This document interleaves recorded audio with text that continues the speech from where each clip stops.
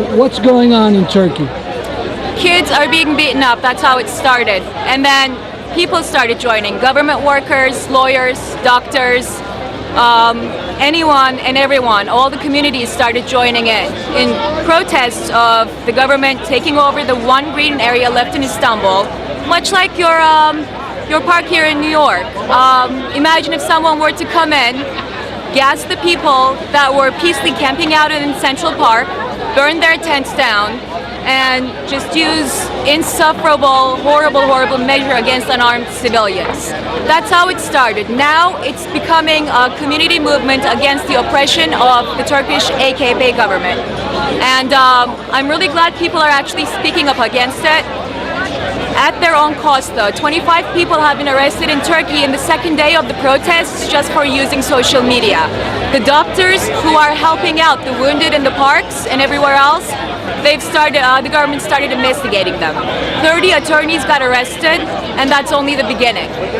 70 more got arrested in total just after they started protesting the ruthless they dragged these attorneys out of the courthouse without an arrest warrant, mind you.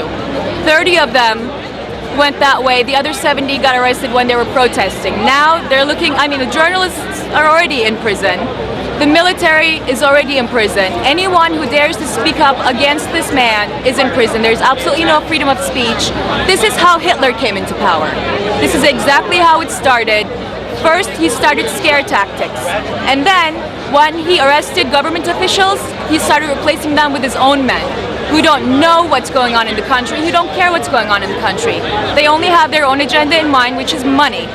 They don't care how they get it. They don't care if it's at the cost of the students, at the civilians, at the cost of their mothers. They don't care. Now, I understood that there was some promise that they wouldn't take the park because of a court decision. Yep. Well, that goes to show you how truthful the Prime Minister Erdogan is being to his people. First, he announced that 17 people died in the protests in New York City 2 weeks ago. I was here. It was peaceful. Police were helping us. Second, I'm not even going to go through the whole list because that's a 2-hour show. But the park is not supposed to be touched. It was a judicial order that said it's not to be touched. And yet, we just got news that the police are, again, going into Gezi Park to take care of the protesters in their own way, which is gassing them. Thank you very much. Thank you.